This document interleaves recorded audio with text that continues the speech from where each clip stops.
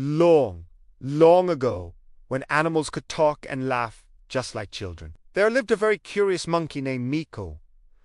Miko's home was a beautiful, lush forest, filled with the tastiest fruits, sparkling rivers, and trees that seemed to touch the sky. It was a perfect paradise for a monkey. But Miko, unlike all the other monkeys, had one very big, very clumsy problem. He adored bananas more than anything in the world, but he was just terrible at walking. Every single time Miko tried to walk on the ground, something would go wrong. He'd trip over little rocks that seemed to jump out of nowhere, tumbled head over heels into prickly bushes, and even bump right into other animals.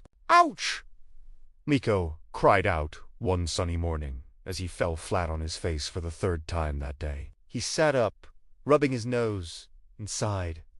"Why is the ground always trying to catch me?" he wondered aloud, feeling quite frustrated. The other animals couldn't help but giggle a little. The graceful antelope, who never stumbled, suggested, "Miko, maybe you should just try walking a bit slower." The wise old tortoise, who was always close to the ground, added, "Walking low is much safer, you know?" Miko just sighed again, a big, long sigh. "I'm not very good at slow," he mumbled. One afternoon, a wonderful, sweet smell drifted through the air and tickled Miko's nose. He sniffed once, then twice, and his eyes lit up. "Bananas!" he shouted with joy. He followed the scent and found the most delicious-looking bunch of yellow bananas he had ever seen. But there was a catch. They were hanging high up in a very, very tall tree, a tree taller than any Miko had ever dared to climb before. His heart sank. "Oh no!" Miko whispered to himself. All his worries came rushing in. What if I fall? What if I get stuck way up there? What if the tree giggles at me for being so clumsy? His mind was full of fear, but his tummy rumbled loudly, reminding him of those yummy bananas. Taking a deep breath, Miko decided he had to try. He walked up to the giant tree, grabbed onto the rough bark, and started to climb. He went very slowly and very shakily, feeling nervous with every single move. He pulled himself up, one hand after the other. Then a branch under his foot moved unexpectedly.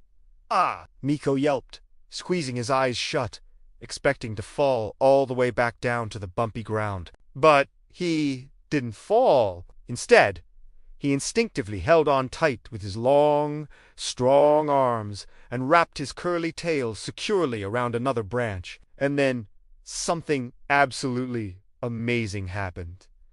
For the first time, Miko felt safe. Up here, high in the tree, the ground couldn't trip him. There were no rocks to stumble over, no bushes to roll into. No one was teasing him. A huge smile spread across his face. He felt a new kind of confidence. He looked up and saw the bananas weren't so far away after all. He started to climb again. But this Chimi, he was faster, more sure of himself. He climbed higher and higher, and he started to laugh. "This is fun," he shouted down to the forest below. Soon, Miko wasn't just climbing. He was swinging gracefully from branch to branch, doing flips in the air, and hanging upside down by his tail, all while happily munching on bananas. The birds in the sky chirped and cheered for him. The squirrels on nearby branches clapped their little paws. Even the leaves on the trees seemed to rustle and whisper, "You belong up here with us?" From that day forward, Miko spent his days in the treetops, leaving the clumsy ground behind. And that is why, even to this very day, monkeys love to climb and swing through the trees, because that's where they feel they're happiest, they're safest, and most wonderfully free. Thanks for listening, and don't forget to subscribe for more stories.